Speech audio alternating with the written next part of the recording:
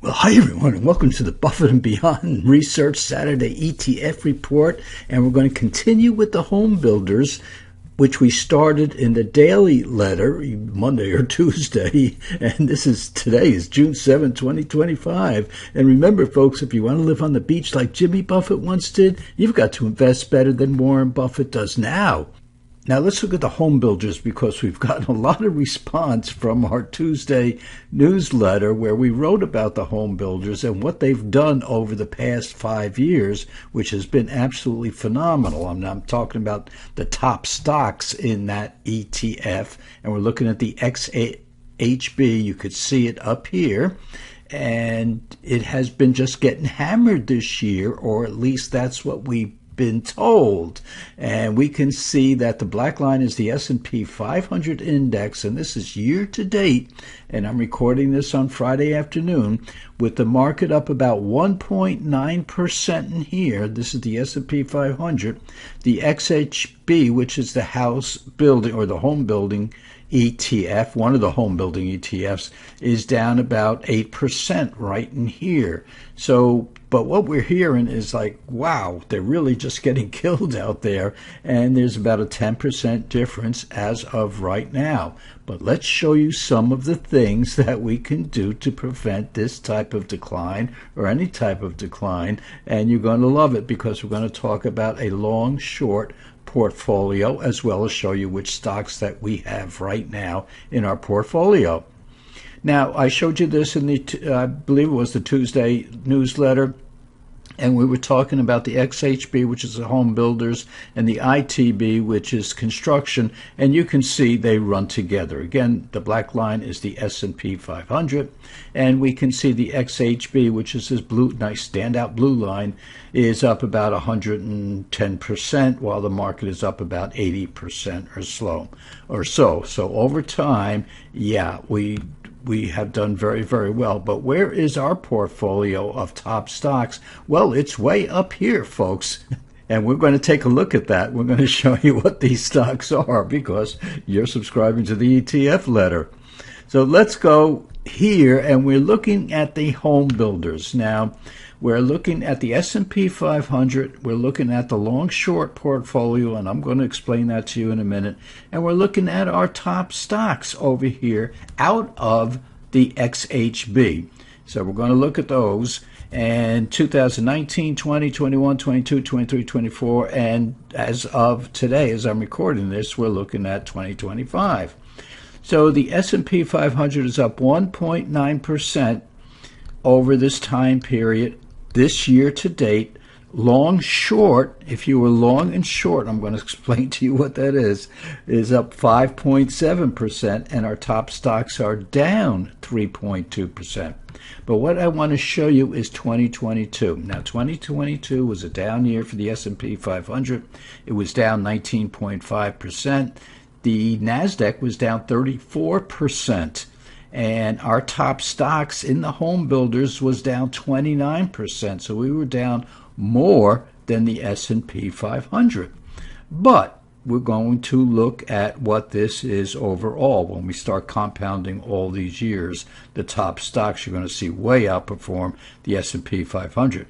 But I just want to show you that when we talk about recession, and by some standards, we did have a recession in 2022, and other people said, well, it wasn't the exact definition of one of the definitions of the recession, of a recession, and so we all had to laugh. Well, when the market's down like this, you're in a recession. And so we see the housing stocks just getting hammered in there because, well, building is going to slow down, people are going to get fired, and on and on. You all know about recessions. So let us go just to the 22 returns, 2022. The home builders was down, as we said, 29.7%. S&P 500 down 19.5%. And here's our top stocks. Now notice this one, Temporarily, and that was changed because it was bought out, and it acquired another. Then the mother company acquired another company, so this is going to change as we show in the next couple of slides. But here we are down 29%, 29.5% for the year 2022, in which we had a recession, depending on who you talk to. If you were long and short, and this is what we do, so this is aside from just showing you these stocks that we were asked about so much, is that since our top stocks practically always outperform the index itself, what if we bought the top stocks and just went short the ETF itself? So if we outperform the ETF most of the times with our top stocks and go short the ETF, we should be pretty well protected. In other words, we're long and short. We're long the top stocks in that ETF, and we're short the whole ETF. Now, of course, some of you are going to say, why don't you just short the below average stocks, but then you have to short each individual stock. Here you just short the ETF itself and go long the individual stocks. So in a year when you would have been down, if you had the home builder stocks, you would have been down 29.7%. But if you were long these stocks, which lost 29%, and you were short the ETF, which also lost, but being short means if it goes down, you make money, you would have actually made 0.2%, or let's call it even. So the market and everybody else was down 19.5%, all the way to 34% for some of those NASDAQ stocks, and therefore you would have actually made 0.2%. Let's call it even. Okay, so here's the home builders, and here we are right now, this year to date. And you can see that the home builders are down, or the CTF home builders is down 8.9%, with the S&P up 1.9%. So if you were long our top stocks, you were down just 3.2%, while the ETF itself is down almost 3 times that amount. But if you were long and short, so if you were long these stocks, which lost money, and you were short the home builders, which means you made money because you were short this 8.9%, you would be up 5.7% for the year. Folks, you know, our growth portfolio and our ETF all sectors portfolio are up 7 to 9%. And here you are being long short without taking very much risk at all, and you're up 5.7% while the market is up less than 2%. So that's what long and short is all about. So let us go to compounded returns. So here's the XHB, and these are the returns, but these are the compounded returns. So we get down to the end of 2024, we have a compounded return of a positive 327%. Not bad. Now let's look at the top stocks in the XHB, which we just showed you the names of those stocks. We would, and compounded, we would be up 541%. And don't forget, this counts the loss in 2022 of 29.5%.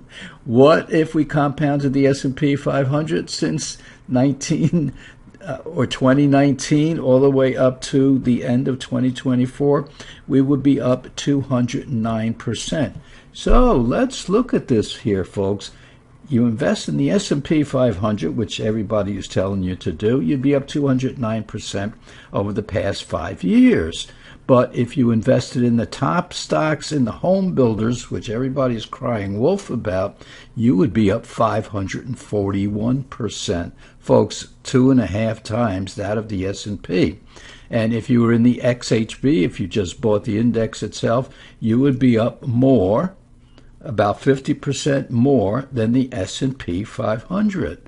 So these housing stocks are more volatile than the S&P because every now and then we do get a recession. But most years are good years.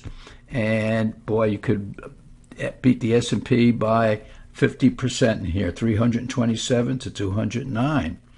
Now let's go to the long and short. What if we did the long and short strategy? Well, here you would be up 197%. The S&P up 209%. So what we're getting at here is that the XHB if you go long and short, long the top stocks and short the entire index, you would be up just about as much as the S&P 500 was over that time with taking very little risk.